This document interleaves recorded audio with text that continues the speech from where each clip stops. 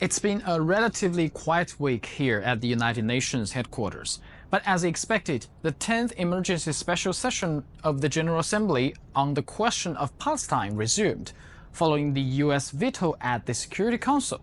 The General Assembly took up a draft resolution introduced by Spain.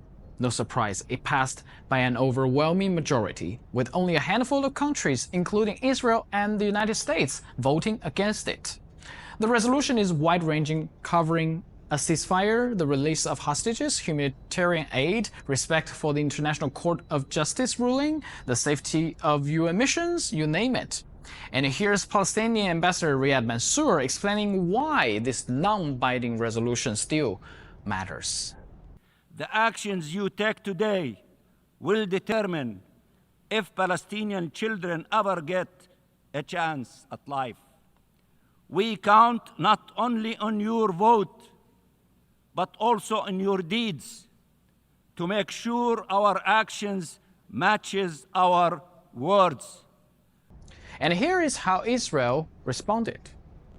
Now ask yourselves, why does this sentence not appear in this resolution you are about to vote on? What was so difficult? I asked my colleague from Spain. You negotiated this resolution. Where is the condemnation of Hamas? Why it was so hard? One line. One of the main justifications Israel gives for its operation in Gaza is the continued existence of Hamas. But that raises a question one I imagine many of us are asking. Who exactly is Hamas? Can you clarify a little bit what is Hamas now? Like, who can you define as Hamas? The one who's with guns, who attack Israeli civilians? Can you give us a little bit of elaboration? So Hamas today, it's not the same Hamas that was there in Gaza on October 7th. It's reduced, it's weak, but it's still there. We saw what they did last night to the humanitarian workers. They are still trying to take advantage of the humanitarian aid. We revealed some information that they're actually putting pressure on the NGOs inside Gaza. So they are still there, very weak, but how can you there. identify them? How can you identify Well, if you see them? somebody carrying a gun and shooting civilians or aid workers, he's a terrorist. And that's what we are doing. We are hunting them down. This week also brought a stream of alarming reports. People seeking humanitarian aid in Gaza were being shot near distribution points of the Gaza Humanitarian Fund. The UN responded bluntly, "We warned you."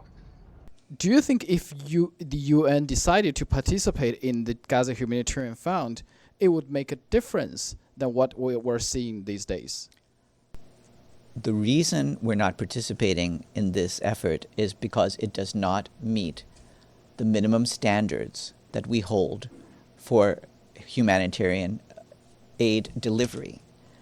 If we cannot deliver aid under our standards for neutrality, for impartiality, for independence, and for need-based aid, we will not be able to do this. Do you think this could be one of the reasons that there are so many incidents happened around that delivery points? We have already warned, and we did this before this operation started, of the risks involved in having a small number of aid areas that would entail people going through conflict zones in order to get to aid. And you've seen what the results have been. Looking ahead to next week, there's an international conference on the two-state solution, but the U.S. appears to be discouraging member states from taking part. Today, Reuters reported that U.S. warns against attending UN conference on Israel-Palestinian two-state solution and said those member states who participate could face, quote, diplomatic consequences from the United States. What's the response from the UN on this decision from Trump administration?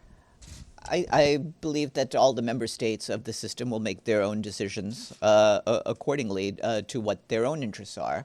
But we expect that there will be a widespread attendance at this meeting. And the Secretary General, in his stakeout appearance last week, explained exactly the importance of keeping the two-state solution alive. Meanwhile, protests continue in Los Angeles over ICE operations. What's the UN's take on this growing unrest? You see the protest in Los Angeles recently. what is the reaction of Secretary General on the situation in Los Angeles? We certainly hope that all parties on the ground will de-escalate the situation.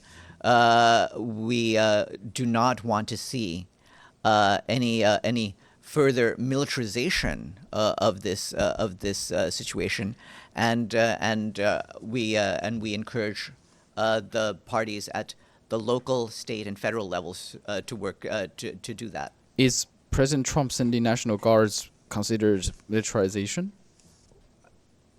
I think you are aware of what the situation on the ground is, and what we want is to see a de-escalation of that.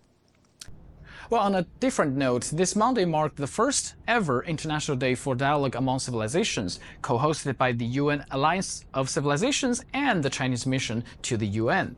There were high-level discussions, exhibitions, and performances. Many participants echoed the same message. Dialogue is a powerful path to peace. But can dialogue really be stronger than confrontation? I think we are in the 21st century. We are not in the time of Neanderthal, of the prehistoric, where the people only knew to solve problems, killing each other.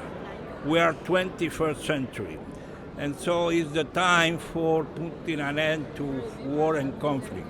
And for that, the only way to solve a conflict or controversy or differences is through dialogue. You know, wars do not solve problems. Violent conflicts lead to more complexities. Even if you go to war, in the end, you have to come to dialogue and diplomacy to find a long-term solution. For any problem, long-term, durable solutions are found through dialogue. As I mentioned, we'll be closely watching the upcoming international conference on the two-state solution. And that's all from here for this week.